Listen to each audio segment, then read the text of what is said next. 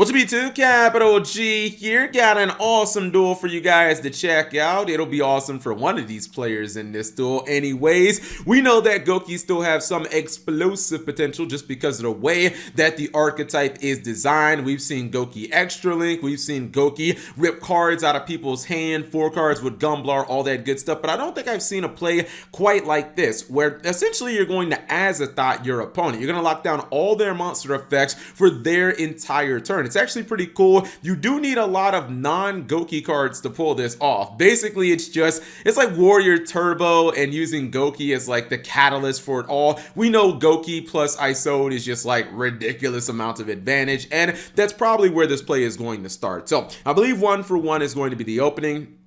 That'll pull the Octo Stretch out of the deck. We know when you're playing Gouki, you want to get to ISO'd as quickly as possible because ISO'd's going to search a monster. Your 2 Gouki cards are going to float into other cards, and then you're also going to be able to summon another warrior monster from your deck as well as get Phoenix Blade in the graveyard. I don't know exactly how many pluses it is, but we all know it's a lot of freaking pluses. Whether you bring out Armageddon Knight like we've seen in the past or go for something different. So we know that you can't actually summon the monsters that you could or that ISO searches, but this is interesting. I don't think I've seen this before. Using ISO to search pendulum scales. This is cool because you can still get some use out of these cards. So these monsters are both warrior, which means you can search them from ISO.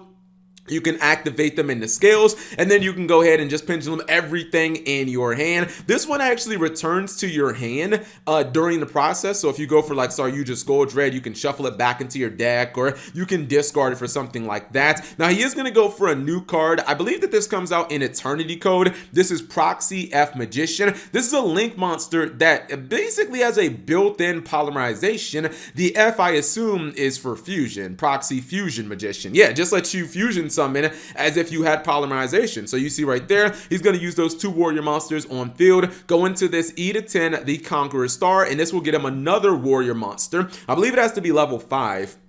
So your targets are a little limited, but it's fine. This guy right here, the card that he just searched, the overlay booster, it can be special summoned from your hand if you control a 2000 or 2000 attack monster or higher. So basically just get to like some big link monsters, or you can even go for the E to 10. Like that definitely meets the conditions. He's going to go for Saryuja Skull Dread, continuing to activate even more Gouki effects, because why not at this point? He's going to use a copy of, I believe that was, yeah, it was World Legacy Succession, and then he's going to take all his level 5s, and he's going to summon the card, the Derp card, basically, the win condition of this entire play. This is number 67, Pair a Dice Smasher, and it's a really interesting card. It's kind of gimmicky. It basically forces both players to roll a die, and then whichever player rolled the highest, that player can't use monster effects until the end of the next turn. But it also has an effect where if it still has material, once it activates its effects, which it has to detach 2 materials, you can make the result of one of the dies be a 7. So you can pretty much always make it so your opponent has the highest number. So he's going to use that effect right now,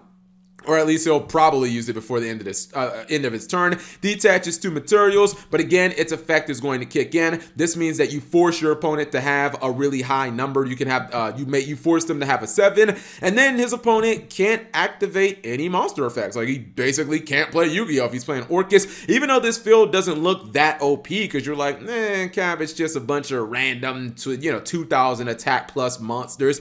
It doesn't matter, because if you're playing a combo deck, Orcus, Salamangreat, no monster effects, what exactly are you doing? Thunder Dragon, it would be the same thing. He's going to activate Babel. He's probably just going to set a Harp Horror. I guess he could probably use Harp Horror, because he does have Babel. He could use it as a quick effect, but it's not going to matter because his opponent probably is going to put more damage on board than he'd be able to stop. I think he's going to go for Boros War Dragon, and he's going to kind of see the writing on the wall. He's just going to end up scooping it up. It's also awesome because you get the Gouki engine. Like if you don't burn through your entire engine, you get even more pluses as, your second turn kind of goes on. But you can see right here, Boros War Dragon on field, Saryuja, all of this stuff. He knows that he has no chance of winning, even with him. Well, no, actually, I'm trolling. The Babel wouldn't have saved him because he went into, I guess he saw through that, right?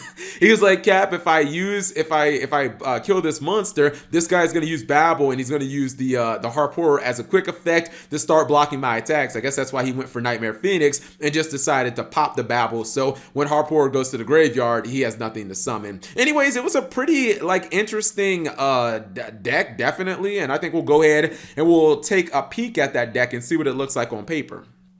All right, and this is what the deck looks like on paper. You can see that it kind of looks very similar to like a standard Gouki turbo deck. I guess maybe you're not running any junk forwards, but I mean, the Gouki engine's pretty good when it comes to just getting to ISOD. ISOD obviously is like the card that kind of does everything. You're also playing cards like Super Quantum, Red Later. This is not only a level 5 warrior monster, so it can be searched from your Edaton, but it's also like kind of a combo starter because you can special summon it from your hand if you don't have any monsters on field. So this plus any other like Gouki gets you straight into ISOD. You're playing all the pendulum scales.